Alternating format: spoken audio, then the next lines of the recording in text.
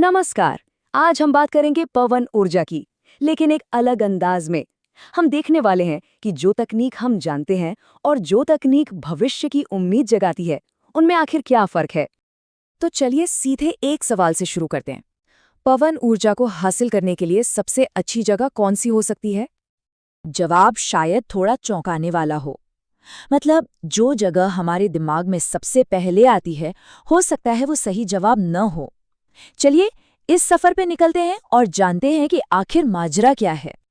तो सबसे पहले बात करते हैं उस चीज की जो हम सबने देखी है, जमीन पर लगी पवन चक्कियां। देखिए, तटीय पवन ऊर्जा या ऑनशोर विंड का मतलब सीधा सा है, जमीन पर लगी टरबाइनों से बिजली बनाना। असल में इसी टेक्नोलॉजी ने पूरे विंड पावर इंडस्ट्री की नींव रखी है। तो ये इतनी पॉपुलर क्यों है? वजह साफ है।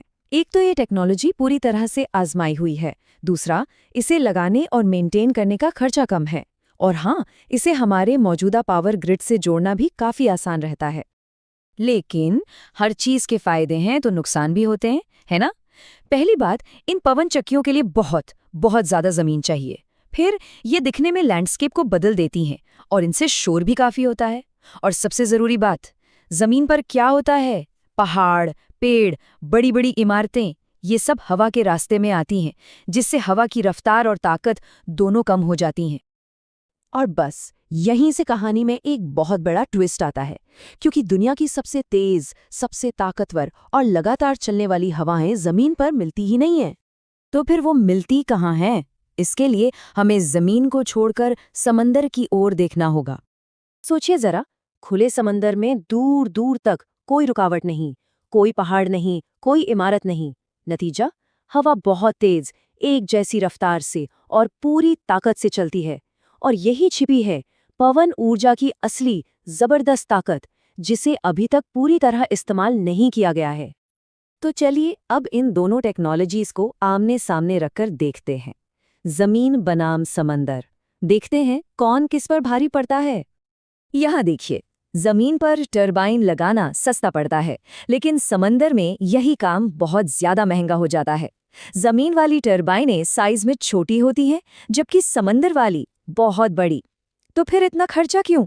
क्योंकि जब बात आती है बिजली बनाने की, तो जमीन पर जहां प्रदर्शन अच्छा है, वहीं समंदर में ये बेहतरीन है। तो सवाल वही है, इतना मुश्किल और महंगा रास्ता क्यों चुने?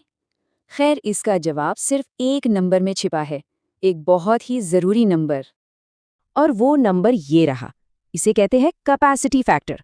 आसान भाषा में इसका मतलब है कि एक टरबाइन अपने कुल समय में से कितने समय तक पूरी क्षमता से बिजली बना रही है। अब देखिए, जमीन पर यह आंकड़ा सिर्फ 35% है, लेकिन समंदर में ये सीधा 60% पहुंच जाता है।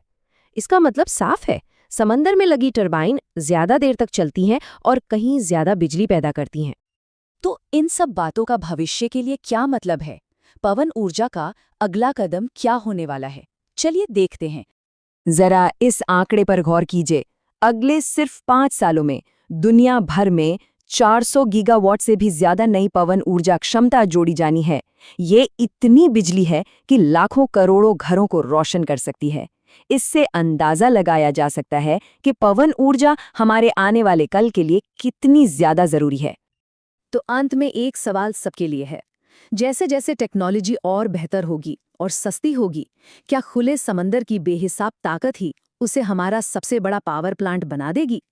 इसका जवाब शायद हवाओं में ही छुपा है।